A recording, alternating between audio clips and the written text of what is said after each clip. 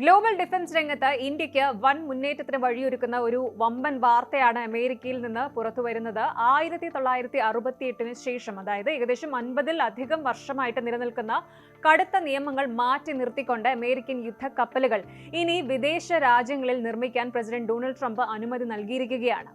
American യുദ്ധക്കപ്പലുകൾ വിദേശ രാജ്യങ്ങളിലെ ഷിപ്പ്യാർഡുകളിൽ നിർമ്മിക്കുക എന്നത് ഇത്രയും കാലം ചിന്തിക്കാൻ പോലും കഴിയാത്ത കാര്യമായിരുന്നു. എന്നാൽ ഓഗസ്റ്റ് 13 ട്രംപ് ഒപ്പുവെച്ച പുതിയ നാഷണൽ സെക്യൂരിറ്റി പ്രസിഡൻഷ്യൽ മെമ്മോറണ്ടം പ്രകാരം ഈ തടസ്സങ്ങൾ നീങ്ങിയിരിക്കുകയാണ്.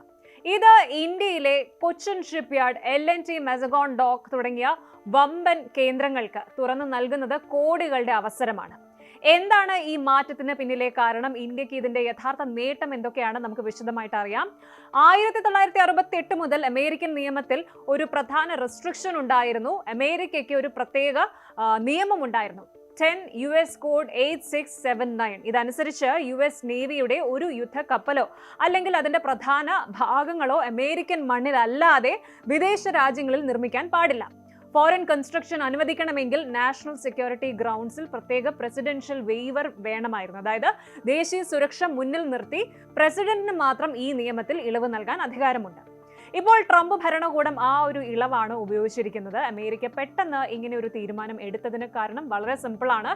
അമേരിക്കയുടെ ഷിപ്പ്യാർഡുകളിൽ ഇപ്പോൾ കടുത്ത തൊഴിൽ ക്ഷാമവും പ്രൊഡക്ഷൻ ഡിലേയും ഒക്കെ ഉണ്ട്. അതേസമയം ചൈന കപ്പലുകളുടെ നിർമ്മാണം വൻതോതിൽ ഉയർത്തുകയും ചെയ്യുന്നു. ഇതിനെ മറികടക്കാൻ ഫോറിൻ ഷിപ്പ്യാർഡുകളുടെ സഹായം ആവശ്യമാണ് എന്ന് US തിരിച്ചറിഞ്ഞു.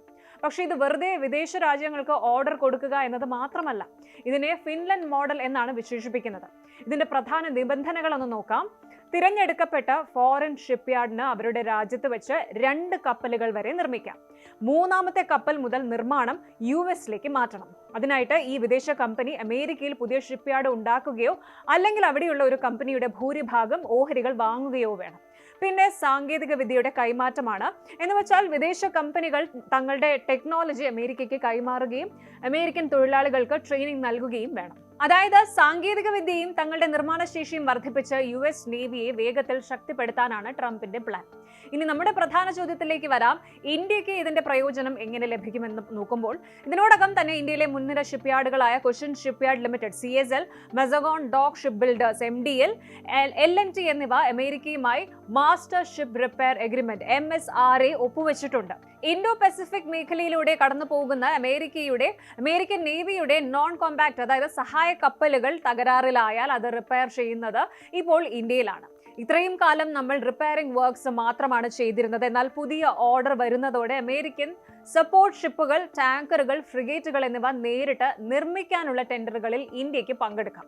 ഇത് ഇന്ത്യൻ ഡിഫൻസ് കയറ്റുമതിയിൽ ചരിത്രപരമായ ഒരു കുതിച്ചുചാട്ടമായിരിക്കും. എന്നാൽ കാര്യങ്ങൾ കേൾക്കുന്നത്ര പറയുന്നത്ര ഈസി അല്ല. ഇതിന് ചില പ്രധാന വെല്ലുവിളികളുമുണ്ട്. ഒന്നാമതായിട്ട് അമേരിക്കയ്ക്കുള്ളിലെ എതിർപ്പാണ്. Ship builders council of America ഇതിനകം തന്നെ ഇതിനെതിരെ രംഗത്ത് വന്നിട്ടുണ്ട്.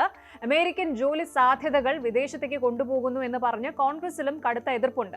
ഇനി രണ്ടാമത്തേത് കർശന നിബന്ധനകളുണ്ട്. അതായത് US-ൽ വലിയ തുക നിക്ഷേപിച്ച് ഷിപ്പ്യാർഡുകൾ തുറക്കുക എന്നത് ഇന്ത്യൻ കമ്പനികളെ സംബന്ധിച്ച് വൻ സാമ്പത്തിക ബാധ്യത വരുത്തുന്ന ഒരു കാര്യമാണ്.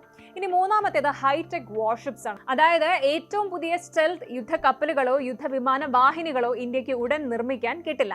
പ്രാഥമികമായി ടാങ്കറുകൾ, സപ്ലൈ ഷിപ്പുകൾ എന്നിവയിലായിരിക്കും അവസരങ്ങൾ. എന്തു തന്നെയായാലും ചൈനയുടെ സമുദ്രശക്തി വർദ്ധിച്ചു വരുന്ന ഈ ഒരു സാഹചര്യത്തിൽ ഇന്ത്യ ഒരു പ്രധാന പ്രതിരോധ പങ്കാളിയാക്കി അമേരിക്ക മാറ്റുന്നു എന്നതിന്റെ വ്യക്തമായ തെളിവാണിത്.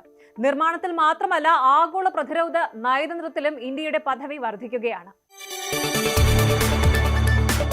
കൂടുതൽ വാർത്തകൾക്ക് News 18 Keralam YouTube channel subscribe ചെയ്യുക.